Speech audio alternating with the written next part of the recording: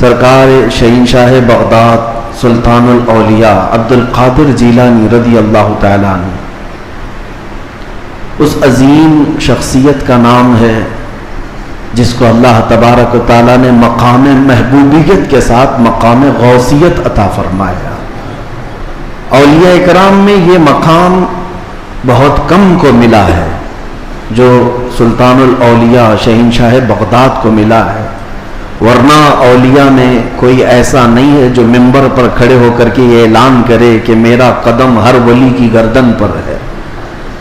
اعلیٰ حضرت امام اہل سنت فاضل بریلوی فرماتے ہیں جس کی منبر بنی گردن اولیاء، اس قدم کی کرامت پہ لاکھوں سلام۔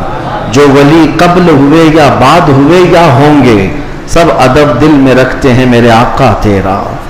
غوث پاک رضی اللہ تعالیٰ عنہ کو اولیاء کرام میں ایسا ہی مقام حاصل ہے کہ جیسے سورج کو ستاروں پر مقام حاصل ہے۔ آپ کو اللہ تعالیٰ نے بچپن سے علمی شرافت کے ساتھ ساتھ خاندانی شرافت ایسی عطا فرمائی کہ آپ اپنے والد ماجد کی طرف سے حسنی سادات ہیں اور اپنی ماں کی طرف سے حسینی سادات ہیں، یعنی امام حسن مجتبیٰ ان کے دادا ہیں، امام حسین شہید کربلا نانا ہیں، جس کے دادا اور جس کے نانا دونوں جنتی جوانوں کے سردار ہوں، اس نسبت کا عالم کیا ہوگا۔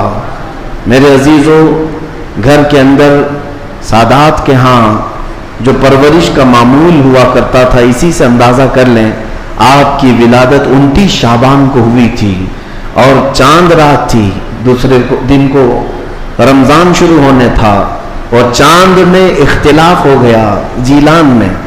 یہ جیلان ایران کا ایک علاقہ ہے، اس کو گیلان بھی کہتے ہیں، جہاں آپ کی پیدائش ہوئی۔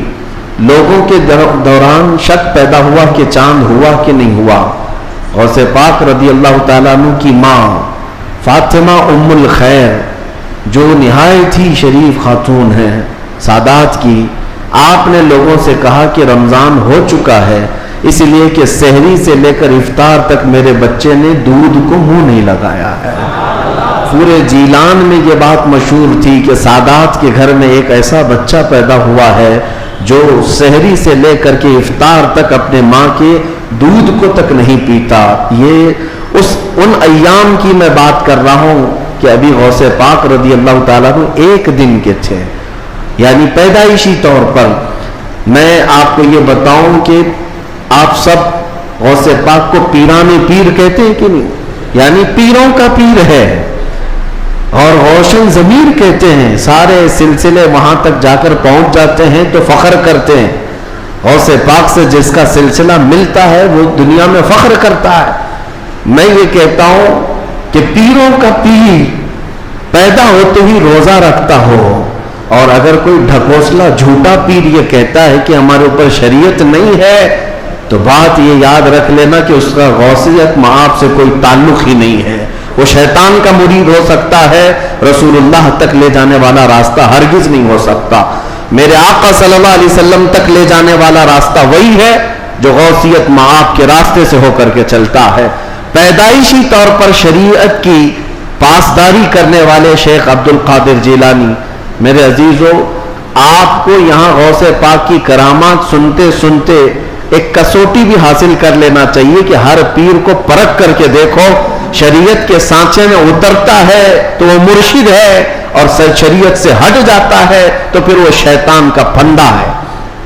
اس بات کو ہمیشہ یاد رکھیں۔ اگر کوئی اپنے گھر میں بیٹھ کر کے کہتا ہے کہ ہمارے لیے نماز نہیں، ہم تصور کی نماز پڑھتے ہیں، ہم تصور کی نماز پڑھتے ہیں، اور ہماری نماز تو مکہ میں ہوتی ہے، مدینے میں ہوتی ہے، تو کھانا یوں کیوں کھاتے ہیں، یہاں کیوں کھاتے ہیں؟ مریدوں کے سامنے تو سب چیزیں چلتی ہیں، اور نماز مکے میں ہوتی ہے، مدینے میں ہوتی ہے، نماز چھوڑ کر بیٹھے ہیں۔ ایک بات یاد رکھ لیں کہ سارا طریقت کا سلسلہ صرف قوالی سننے کا نام نہیں ہے۔ ہاں، اشعار حضور پاک کی محبت میں اور اللہ کی محبت میں سننا یقیناً باعث ثواب ہے، ہم خود بھی سنتے ہیں، لیکن وہ پیر ہی کیسا جسے قرآن پڑھ سننے کے بعد کوئی وجد نہیں آتا، قرآن سننے کے بعد کوئی وجد نہیں آتا، حدیث رسول سننے کے بعد کوئی وجد نہیں آتا، وجد کہاں سے آئے گا سمجھ میں نہیں آتا، اور پھر ڈھول باجے پر تو پھر ہاتھ بھی ہلتے ہیں، پیر بھی ہلتے ہیں، اور پھر اگر کوئی یہ سمجھے کہ یہی مرشد ہے، پیر کامل ہے، تو دھوکے میں ہے، ایسا بندہ دھوکے میں ہے۔ وہ غوث پاک رضی اللہ تعالیٰ عنہ جن کی کرامات بیان کرنے کے ساتھ ساتھ ہم یہ بھی بیان کرتے ہیں کہ 40 سال آپ کے ایسے گزرے ہیں کہ صرف ایک انگور کے دانے سے آپ نے سحری کی ہے اور ایک آدھا گلاس پانی پر آپ نے افطاری کیا ہے، اتنے سال تک روزہ رکھے ہیں۔ ان میں کئی سال ایسے آئے ہیں کہ پوری رات بھر شیخ عبد القادر جیلانی کھڑے ہو کر کے نماز پڑھتے رہے۔ ان اولیاء کے لیے جن کے مجمع میں 70,000 سے کم کا کبھی مجمع نہیں ہوتا تھا، نماز معاف نہیں ہوئی، روزہ معاف نہیں ہوا، تو آج کے جانور نما کسی ایسے ڈھکوسلے بابا کے لیے نماز کیسے معاف ہو سکتی ہے، یا روزہ کیسے معاف ہو سکتا ہے؟ اس بات کو ہمیشہ ذہن نشین کر لیں، شریعت میرے مصطفیٰ کی ہے، اور نبی پاک صلی اللہ علیہ وسلم کی شریعت سب سے اوپر ہے، اس کے بعد ہی کوئی مقام مل سکتا ہے۔ اسی لیے اعلیٰ حضرت کی بات سنو، فرماتے ہیں بخدا خدا کا یہی ہے در۔ اللہ تک اگر کوئی پہنچنے کی بات کرتا ہے نا تو اسے جانچ کر کے دیکھ لو کہ حضور کے بارے میں کیا کہتا ہے۔ بخدا جس کا مطلب ہے قسم خدا کی، خدا کا یہی ہے در، یعنی رسول پاک کا جو دروازہ ہے یہی خدا کا دروازہ ہے۔ بخدا خدا کا یہی ہے در، نہیں اور کوئی مفر مقر۔ حضور کو چھوڑو گے تو نہ بھاگنے کی جگہ ہے نہ ٹھہرنے کی جگہ ہے، کہیں نہیں اور کوئی مفر مقر۔ اور پھر اعلیٰ حضرت فرماتے ہیں اگر کوئی خدا تک پہنچا بھی ہے تو سمجھ لو جو وہاں سے ہو یہی آ کے ہو، جو یہاں نہیں تو وہاں نہیں۔ اگر وہ رسول پاک صلی اللہ علیہ وسلم کی شریعت کبریٰ تک نہیں پہنچا تو پھر سمجھ لو کہ خدا تک پہنچ ہی نہیں سکتا۔ میرے عزیزو، غوث پاک رضی اللہ تعالیٰ عنہ کی پوری زندگی اگر میں آپ کو بتاؤں وہ عشق رسول کے سانچے میں ڈھلی ہوئی تھی۔ نبی پاک کی شریعت پر ایسا سختی سے عمل کرتے تھے کہ منبر پر کھڑے ہو کر کے آپ نے اعلان کیا میرا مرید اگر نماز نہیں پڑھتا تو اسے ہمارے قبرستان میں بھی دفن نہ کیا جائے۔ غوث پاک رضی اللہ تعالیٰ عنہ شریعت کے معاملے میں اس قدر سخت تھے۔ پھر میں پوچھنا چاہتا ہوں ان سے بڑا دنیا میں اور کون پیر آیا ہے؟ اگر کوئی اپنے مریدوں کو نماز معاف کرا دیتا ہو، روزے معاف کرا دیتا ہو تو یاد رکھ لینا وہ شیطان کا پھندا ہے جو تمہیں نبی کریم صلی اللہ علیہ وسلم کی شریعت سے دور لے کر جاتا ہے۔ سب سے پہلی چیز ہے میرے مصطفیٰ کی شریعت۔ حضور پاک کے طریقے پر اگر کوئی چلا ہے تو اسے ولایت بھی ملتی ہے۔ اللہ کا ولی حضور کی شریعت پر گامزن ہو کر کے ہی چلتا ہے۔ کچھ مجذوب اولیاء ایسے ہیں جن کی عقل فنا ہو جاتی ہے تب ان کے اوپر سے شریعت کا قلم اٹھا لیا جاتا ہے، وہ مستثنا ہیں، وہ الگ ہیں۔ لیکن جتنے اولیاء آئے سب کا رسول پاک صلی اللہ علیہ وسلم کے دربار میں ایسا وسیلہ ہے، ان کی ایسی پہنچ ہے کہ اس کے بعد ہی انہیں ولایت کی منزل ملتی ہے۔ میں ایک بات بتاتا ہوں آپ کو، غوث پاک رضی اللہ تعالیٰ عنہ کے مقام کے متعلق محبوب الہی کا نام سنا ہوگا۔ دلی کے شہنشاہ، دو اولیاء کو محبوب کا نام دیا گیا ہے۔ محبوب، ایک غوث پاک کو محبوب سبحانی اور حضرت نظام الدین اولیاء کو محبوب الہی۔ محبوب اسے کہتے جس سے اللہ محبت کرتا ہو۔ سارے اللہ سے محبت کرتے ہیں اور کچھ وہ ہیں جن سے اللہ محبت کرتے ہیں، وہ محبوب ہیں۔ محبوب الہی کا درجہ بڑا ہے، ان کے بڑے گہرے مرید ایسے فنافی شیخ امیر خسرو کا جب بھی نام آتا ہے تو ایک پیر اور مرید کے درمیان کا گہرا تعلق بتایا جا سکتا ہے۔ لوگوں کو پڑھنا چاہیے، کس کو مرشد سمجھا جائے طریقت کے راستے میں اور کون پیر ہوتا ہے۔ امیر خسرو کو پڑھیں تو سمجھ میں آ جائے گی بات۔ امیر خسرو ایک بار پانی پت گئے ہوئے تھے۔ پانی پت میں اس وقت بو علی شاہ قلندر رحمت اللہ تعالی علیہ موجود تھے۔ یہ محبوب الہی کے ہم زمانہ ہیں، اسی زمانے کے۔ ان کی کرامات کا حال بھی بہت بڑا تھا. امیر خسرو ان کی محفل میں بیٹھے. جمعرات کو ایک بار ان کے یہاں محفل ہوتی تھی ابو علی شاہ قلندر کے یہاں. اور محفل میں ہوتا کیا تھا, جب ذکر کی محفل ہوتی اس کے بعد جتنے حاضرین ہوتے ابو علی شاہ قلندر سب سے کہتے اپنی اپنی آنکھیں بند کر لو. لوگ اپنی اپنی آنکھیں بند کرتے, وہ سیدھے رسول اللہ کا دیدار کراتے تھے. نبی پاک صلی اللہ علیہ وسلم سامنے بیٹھے ہوئے ہوتے اور ابو علی شاہ قلندر ان کے سامنے ہوا کرتے حضور کے. یہ ہر جمعرات کو ابو علی شاہ قلندر کی محفل میں ہوتا تھا. امیر خسرو مرید تھے محبوب الہی کے اور گئے تھے ابو علی شاہ قلندر کی محفل میں, اور جب دیدار کرائے تو امیر خسرو بھی خوش ہوئے کہ رسول پاک صلی اللہ علیہ وسلم کا دیدار ہوا مجلس میں.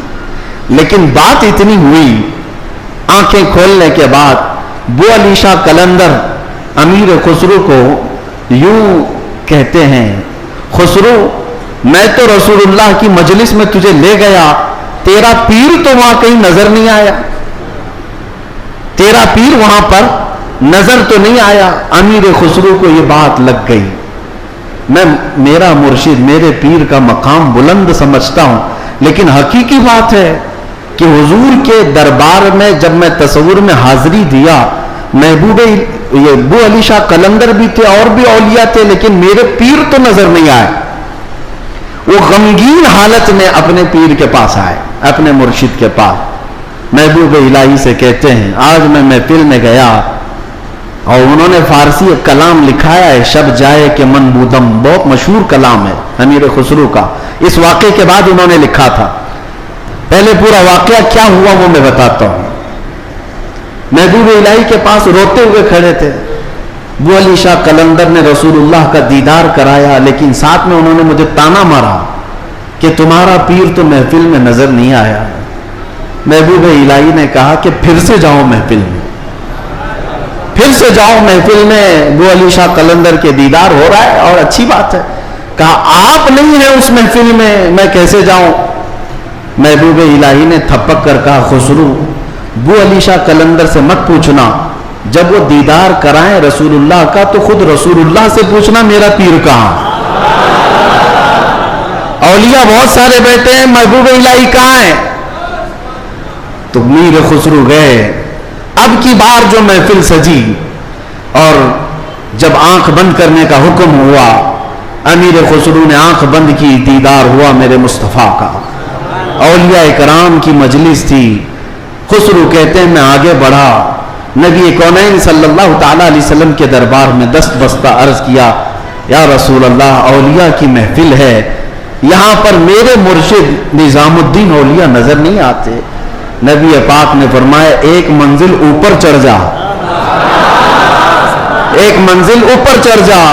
امیر خسرو کہتے ہیں میں ایک منزل اوپر گیا تو دیکھا ایک بہت بڑا دالان ہے, صحن ہے, وہاں بھی رسول اللہ جلوہ فرما ہے, مسند نشی ہے, وہاں دیگر اولیاء کرام ہیں اور دیگر اولیاء, لیکن وہاں بھی میرے مرشد نظر نہیں آئے. میں پھر پوچھا میرے مصطفیٰ سے آقا یہاں پر بھی نہیں ہے. حضور نے فرمایا ایک اور منزل چڑھ جا. خسرو کہتے ہیں میں تیسری منزل پر آیا, وہاں بھی حضور بیٹھے تھے, لیکن اولیاء کی محفل میں میرے پیر نظر نہیں آئے. پھر پوچھا, حضور نے ایک اور منزل چڑھائی, یہاں تک کہ 7 منزلیں چڑھ لی. امیر خسرو کہتے ہیں اب اوپر جیسے جیسے جاتا تھا مجمع کم ہوتا جاتا تھا, تھوڑے تھوڑے سے رہ جاتے تھے. 6ٹھی منزل پر آیا, جب بھی میں اپنے مرشد کو نہیں پایا پریشان ہو کر پوچھا تو کہا ایک اور منزل چڑھ جا. اوپر گیا تو وہاں مصطفیٰ کریم صلی اللہ علیہ وسلم مسند نشین ہیں. مسند نشین ہے, بس 3 لوگ بیٹھے ہوئے ہیں, دائیں ایک بزرگ ہیں, بائیں ایک بزرگ ہیں, اور بالکل سامنے محبوب الہی بیٹھے ہوئے ہیں. امیر خسرو کہتے جیسے ہی مجھے اپنے پیر کا چہرہ نظر آیا میں نے آنکھیں کھول دی, رقص کنا ہو گئے. جو فنا فی شیخ تھے پھر انہوں نے کلام لکھا شب جائے کہ من بودم. وہ رات کیسی تھی جس میں میں تھا اور خود رسول اللہ مجلس کے میر تھے, مجلس کے شمع میرے مصطفیٰ تھے. گنگناتے ہوئے اپنے مرشد کے پاس آئے. اب جو بات مجھے کہنا تھا جس کے لیے میں نے یہ واقعہ چھیڑا سنیے آپ. میں نے یہ واقعہ محبوب الہی کا کیوں بتایا؟ آئے محبوب الہی کے پاس، خوش تھے، وجد کنا تھے. محبوب الہی نے پوچھا خسرو دیکھ آئے اپنے مرشد کو؟ کہا ہاں میرا مقصد، میری مراد پوری ہو گئی. اس کے بعد محبوب الہی نے کہا کیا کسی اور کو وہاں نہیں دیکھا؟ امیر خسرو نے کہا میری توجہ ہی نہیں گئی، میں نے مرشد کو دیکھا تو پھر خیال نہ رہا. محبوب الہی سے پوچھنے لگے حضور اس منزل میں جو رسول اللہ کے دائیں اور بائیں تھے وہ کون تھے؟ تب محبوب الہی نظام الدین اولیاء نے کہا ان کے بائیں جانب خواجہ غریب نواز تھے اور دائیں جانب پیران پیر غوث اعظم بغدادی موجود تھے. سیدنا شیخ عبد القادر جیلانی کا وہ مقام ہے کہاں؟ رسول اللہ کے دربار میں. جہاں اولیاء کرام کی منزلیں ختم ہوتی ہیں وہاں غوثیت معاف کا مقام ہے. میرے آقا صلی اللہ علیہ وسلم کے دربار کا قرب ہی انہیں غوثیت کے مقام پر لے گیا ہے. میرے عزیزو، بہت سارے لوگ اگر یہ سمجھتے ہیں کہ ان کی بڑی کرامتیں ہیں اس لیے ان کو غوث کا مقام ملا ہے، وہ بہت بڑے عالم تھے، بہت بڑے زاہد تھے، بہت بڑے پرہیزگار تھے اس لیے غوثیت کے مقام پر پہنچے. میں کہتا ہوں یہ ساری جگہ اپنی، یہ سارے مقامات اپنی جگہ پر غوث پاک غوثیت کے مقام پر پہنچے تو عشق رسول کی بنیاد پر پہنچے، میرے مصطفیٰ کریم صلی اللہ علیہ وسلم سے بے پناہ محبت کی بنیاد پر پہنچے. اس لیے میں نے زندگی میں دیکھا ہے جب کبھی کوئی رسول اللہ کی طرف انگلی بھی اٹھاتا یا اعتراض کرتا اپنی کرامتوں سے اس کا منہ توڑ جواب دے دیتے تھے. اپنی کرامتوں سے غوث پاک رضی اللہ تعالیٰ عنہ ان کا جواب دیتے. اگر کسی نے حضور پاک صلی اللہ تعالیٰ علیہ وسلم پر اعتراض کیا کہ انہوں نے مردوں کو زندہ نہیں کیا تو غوث پاک نے اپنی ٹھوکر سے مردہ زندہ کر کے دکھایا. 400 سال بعد غوث پاک رضی اللہ تعالیٰ عنہ اعلان کرتے تھے تو رسول اللہ کے بارے میں بات کرتا ہے، میں ان کے بیٹے کے بیٹے کے بیٹے کے بیٹے کے بیٹے 400 سال بعد آیا ہوں اور اللہ نے میرے پاؤں میں یہ طاقت دی ہے کہ قبر کو ٹھوکر لگاؤں تو مردہ زندہ کھڑا ہو جائے، اور جس کی میں نسل سے ہوں وہ اگر کہیں ٹھوکر لگائے پورا قبرستان کھڑا ہو سکتا ہے. نبی پاک صلی اللہ تعالیٰ علیہ وسلم کی ذات پر اگر کوئی انگلی اٹھاتا میرے غوث اس کو اپنی کرامت سے جواب دیا کرتے. عزیزان گرامی وقار، سلطان الاولیاء غوث پاک رضی اللہ تعالیٰ عنہ سے اپنا رشتہ مضبوط کرو. اپنے اپنے نسبتوں میں قادری پٹا ضرور رہے، قادری نسبت ضرور رہے، اس لیے کہ یہ نسبت ہی ایسی ہے جس پر پوری دنیا فخر کرتی ہے. قیامت میں منادی دے گا یہ ندا قادریوں کو، کہاں ہے قادری کر لے نظارہ غوث اعظم کا. میری علاج کس کے ہاتھ ہے؟ بغداد والے کے. مصیبت ٹال دینا کام کس کا؟ غوث اعظم کا. اسی لیے میرے عزیزو، ہم نے غوث پاک رضی اللہ تعالیٰ عنہ کی زندگی پاک میں دیکھا ہے اللہ تعالیٰ نے ان کو تصرف دیا تھا، وہ طاقت عطا کی تھی کہ وہ اللہ کریم کی بارگاہ میں ایسی مقبولیت کے مقام پر تھے کہ خلاف عادت کام ان سے صادر ہوئے. خلاف عادت کام جب اولیاء سے ہوتے ہیں اسی کو کرامت کہتے ہیں. بعض لوگ ابھی عقل کے گھوڑے دوڑاتے اور کہتے ہیں ایسا کیسے ہو سکتا ہے، یہ سب تو مولانا لوگوں کی پھکائی ہے، یہ جملے بازی ہے. ان کو قرآن پاک سے اگر تعلق ہو تو میں بتاؤں. اب میں ایک بات آپ سے بتاتا ہوں، غوث پاک کی ایک کرامت جس پر ابھی میں چند دن پہلے سن رہا تھا. کوئی بیچارہ جس کی عقل پر فالج کا اثر ہوا ہے، یہ وہ لوگ ہیں جن کو میرے مصطفیٰ کریم صلی اللہ تعالیٰ علیہ وسلم سے بغض ہے، عداوت ہے، اور دوسرے راستے پر چل پڑے اور اولیاء اکرام کو چن چن کر کے نشانہ بناتے ہیں. جن کا تعلق نجد سے ہے، وہابیت سے ہے، سلفیت نام رکھتے ہیں. بہرحال لیکن سوال کرنے والے نے ایک سوال کیا، ارے مولانا آپ سناتے ہیں کہ غوث پاک تو 12 سال کی ڈوبی ہوئی کشتی کو باہر لے آئے، یہ تو خدا کے بھی کام نہیں ہے، اللہ کے بھی کام نہیں، اس سے بڑھ کر کے آپ نے غوث پاک کو بتا دیا. میرے عزیزوں، میں آپ کو بتاتا ہوں بات ہوئی کیا تھی. دریا کے کنارے سے آپ کا گزر ہو رہا تھا، ایک بوڑھی عورت کو روتے ہوئے دیکھا. مرید سے پوچھا پوچھو اس کو کیا بات ہے، کیوں روتی ہے؟ معلوم کیا تو پتا چلا کہ اس خاتون کا اکلوتا بیٹا تھا، بڑے نازوں سے پالا تھا. اس عورت نے شادی کی بارات آ رہی تھی اور کشتی جو ہے دریا میں غرق ہو گئی، ڈوب گئی، باہر نہ آ سکی. مشہور کرامت ہے غوث پاک کی. تو وہ ڈوب گئی اور اس بوڑھی عورت کا دل تو ماں کا ہے، بیٹے کے یاد میں روز آتی ہے، روتی ہے اور شام واپس چلی جاتی ہے، روز روتی ہے. غوث پاک رضی اللہ تعالیٰ عنہ کو اس پر رحم آیا. اللہ کریم کی بارگاہ میں سفارش کی، اے رب کریم، تو نیست سے ہست کرنے والا، تو پانی کے قطرے سے پورا انسان بنانے والا، تو راکھ کے ڈھیر کو بھی اگر چاہے تو زندہ انسان کھڑا کر دے. مولا قادر مطلق ہے، اس خاتون پر رحم فرما اور اس کا بیٹا واپس لوٹا دے. غوث پاک کی دعا چل رہی تھی. تھوڑی دیر دیکھنے کے بعد دریا میں ایک بھونچال سا، طوفان سا آیا.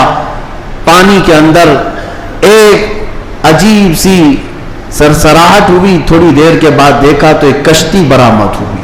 غوث پاک نے صرف اس خاتون کے بیٹے کی زندگی مانگی تھی، مگر صدقے میں اللہ نے پوری برات کی زندگی لوٹا دی. پوری برات واپس آ گئی اور وہ خوشی خوشی غوث پاک رضی اللہ تعالیٰ عنہ کا شکر کرتے ہوئے گھر گئے. 12 سال کے بعد مچھلیاں کھا گئی ہوں گی، کشتی کے پرزے ختم ہو گئے ہوں گے، لیکن رب ذوالجلال قادر مطلق ہے. ہم ان لوگوں کو یہی تو کہتے ہیں جو جلا کر کے سمجھتے ہیں کہ اب کوئی نہیں اٹھا سکتا ان کو، راکھ پانی میں بہا کر کے سمجھتے ہیں کہ اب ان کا حساب کتاب نہیں ہو سکتا. ارے عقل کے اندھو، جس رب ذوالجلال نے ایک نطفے سے تمہارا پورا انسانی شکل بنایا ہے، تم 1000 بار جلا کر راکھ کر دو، رب ذوالجلال قادر مطلق ہے، وہ دوبارہ زندہ فرمائے گا حساب لینے کے لیے. تو کشتی دوبارہ واپس آئی. غوث پاک رضی اللہ تعالیٰ عنہ کی اس کرامت پر ایک دو نہیں، ہزاروں لوگ اسلام میں داخل ہوئے تھے. ہزاروں لوگ اسلام میں داخل ہوئے. اب جو صاحب ہیں انہوں نے کہا کہ ایسا کیسے ہو سکتا ہے، ایسا کیسے ہو سکتا ہے. ہر جگہ اگر تم عقل کے گھوڑے دوڑاؤ گے تو یہی سوال کرو گے ایسا کیسے ہو سکتا ہے.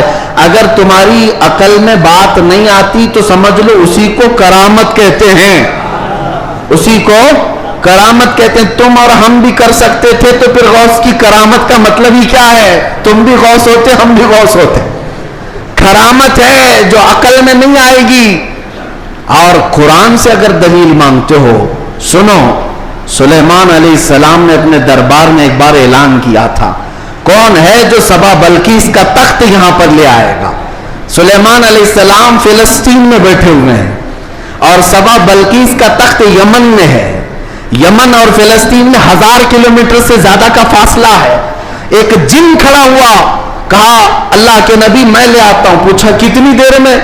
کہا میں آپ کی مجلس ختم ہونے سے پہلے وہ لے کر آ جاؤں گا. جنات کی طاقت پر یقین رکھنے والے، جنات کو حاصل کرنے کے لیے عملیات کرنے والے، سنو قرآن کیا کہتا ہے. سلیمان علیہ السلام نے کہا بہت دیر ہو جائے گی، مجلس ختم ہونے تک تم لاؤ گے، مجلس ختم ہونے تک. پھر اللہ کے ایک ولی جو سلیمان علیہ السلام کے امتی تھے، آصف بن برخیہ، کھڑے ہوتے ہیں، کہتے ہیں اے اللہ کے نبی میں لے آؤں گا. پوچھا کتنی دیر میں؟ کہا آپ کی پلک جھپکنے سے پہلے لاؤں گا. آپ کی، یہ قرآن کے الفاظ ہیں، قرآن کے، قال الذی عنده علم من الکتاب انا آتیک بہ قبل ان یرتد الیک طرفک. اس سے پہلے کہ آپ کی آنکھ کی پلک جھپکے، اے اللہ کے نبی میں وہ تخت لے آؤں گا. تخت کوئی 4 فٹ کا 5 فٹ کا نہیں، 80 گز لمبا ہے اور اتنا ہی چوڑا ہے، اتنا ہی وزنی ہے، اور 7 دروازوں کے اندر بند کر کے رکھا ہوا ہے. سونے چاندی جواہرات سے جڑا ہوا تخت ہے. اور ایک انسان کہتا ہے، انسان، جنات کی بات نہیں کر رہا، جنات کی بات آئے گی تو آپ سمجھیں گے ان کو بڑی طاقت ہوتی ہے. انسان کی بات کر رہا ہوں. انسان نے کہا سلیمان علیہ السلام کے امتی میں پلک جھپکنے سے پہلے لاؤں گا. یہ صرف اور صرف بات نہیں تھی، حضرت سلیمان علیہ السلام ابھی پلک کر ادھر دیکھ رہے تھے، وہ تخت حاضر کر چکے تھے، تخت حاضر کر چکے تھے. اب میں آپ کو یہ بتانا چاہتا ہوں، وہ سلیمان علیہ السلام خود اللہ کے نبی تھے، خود اللہ کے نبی. ارے وہ چاہتے تو خود ہی تخت کو طلب کر لیتے. اس قرآن کے واقعے کا مطلب مجھے یہ سمجھ میں آتا ہے، اللہ کے نبی نے دنیا کو یہ بتانا چاہا جو نبی کے قدموں میں بیٹھتا اس کی طاقت کا یہ ہے.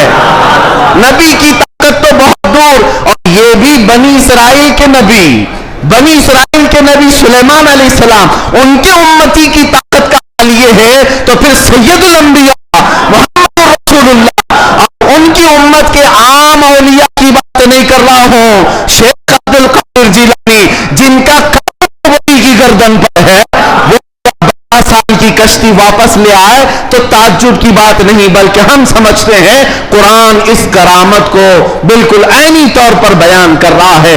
عزیزان گرامی, میں دنیا کے نقشے قدم پر چلنے والے, ہر چیز کو تھیوری اور پریکٹیکل پر آزمانے والے اور سائنس کی دنیا میں چلنے والے, ان کو کہتا ہوں آئنسٹائن نے کہا ہے. آئنسٹائن کا نام تو بہت لوگوں کو اچھی طرح سے یاد ہوگا, اس کی تسبیح بھی پڑھتے ہوں گے. الحمدللہ ہم غوث پاک کی تسبیح پڑھتے ہیں. اب اسی آئنسٹائن کی بات کر رہا ہوں جس نے یہ کہا ہے کہ میں نے کائنات کو دیکھنے کی کوشش کی. سنو, کائنات کو دیکھنے کی کوشش کی اور چاند تک اور سورج تک اور بہت سارے مقامات تک دیکھنے کی رسائی حاصل کر لیا.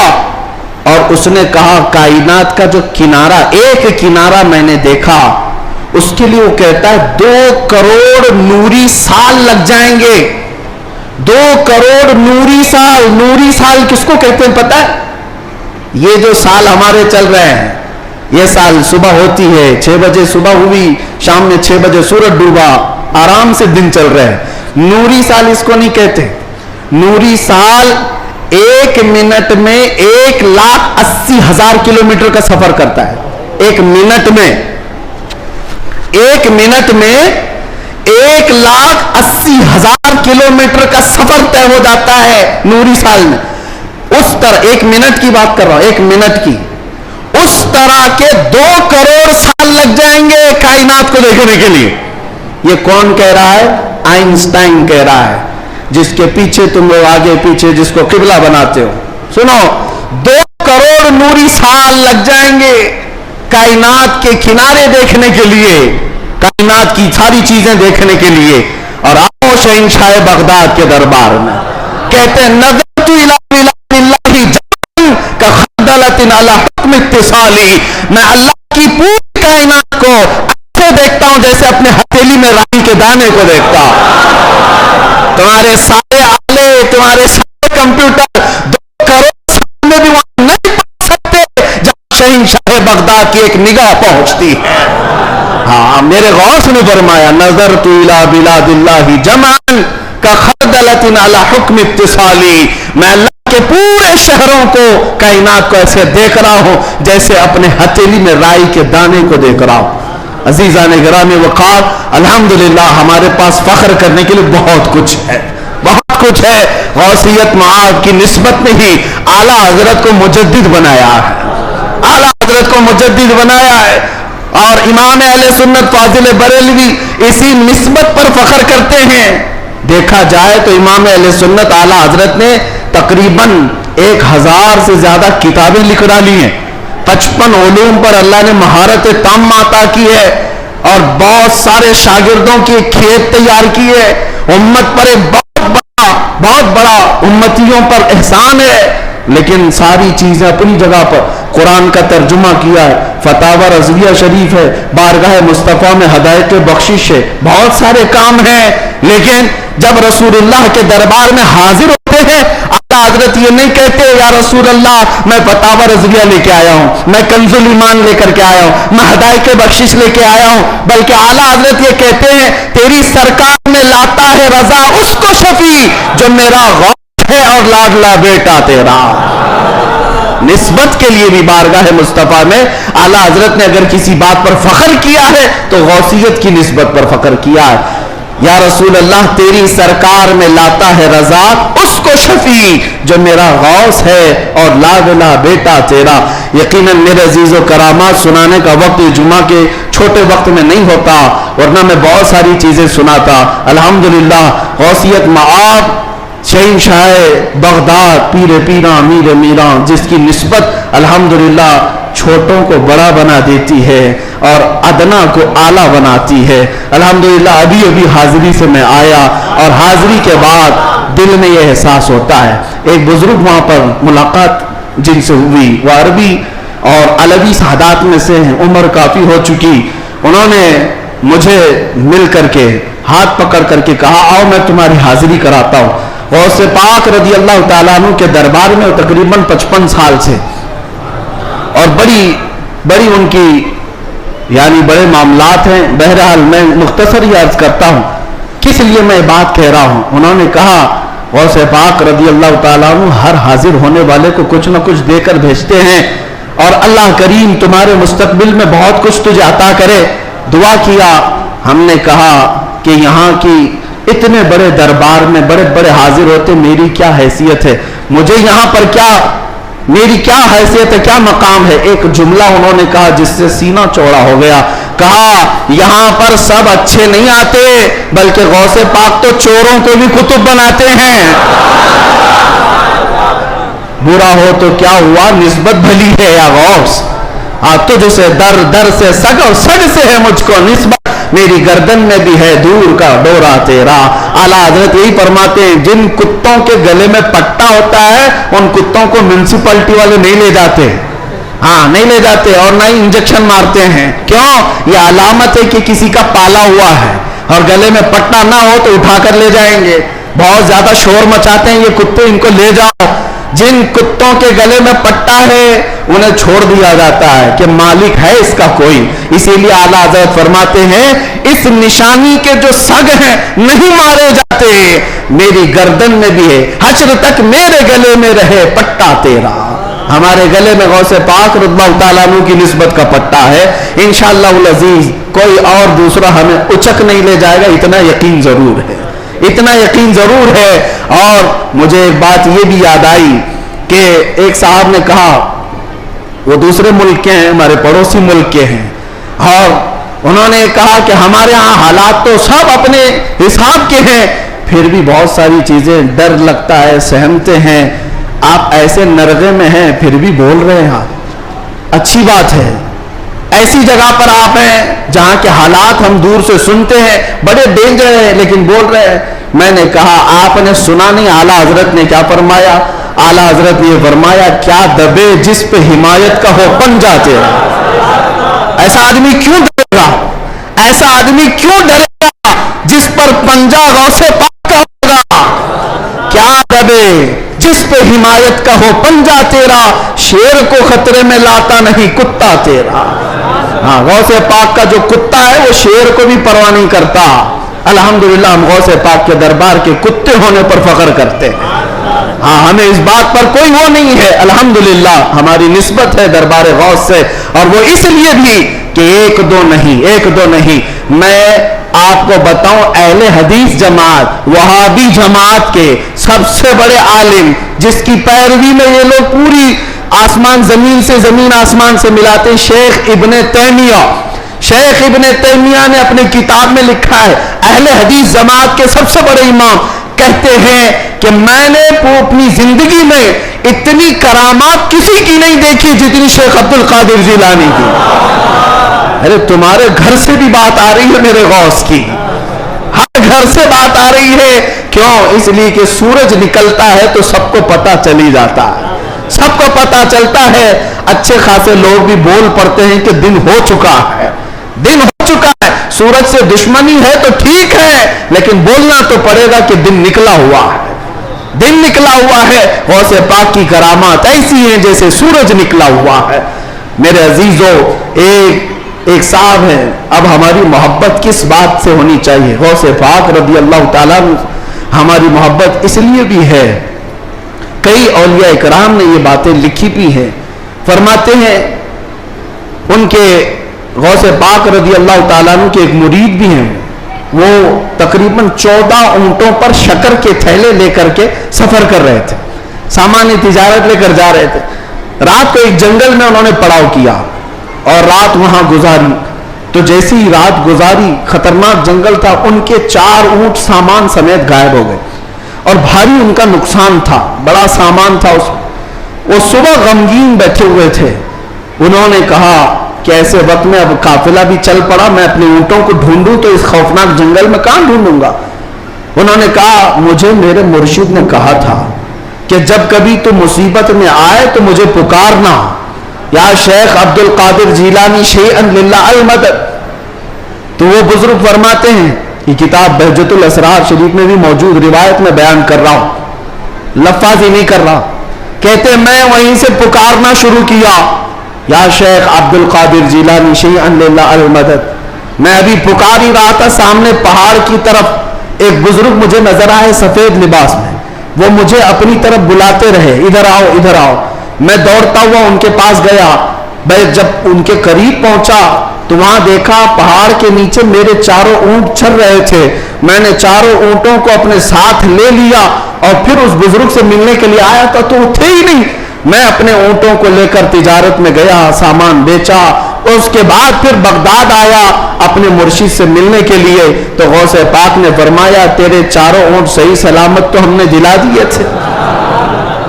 یہ غوث پاک کا مقام ہے عزیزان گرامی، وہ مدد کو پہنچتے ہیں، بلکہ یہ بھی فرمایا میرا مرید مشرق میں ہو اور میں مغرب میں ہوں، اگر اس کا سطر کھل جائے، اگر وہ مجھے پکارے دل سے تو میں اس کی وہیں سے سطر پوشی کروں گا، میں اس کے سطر کو چھپاؤں گا۔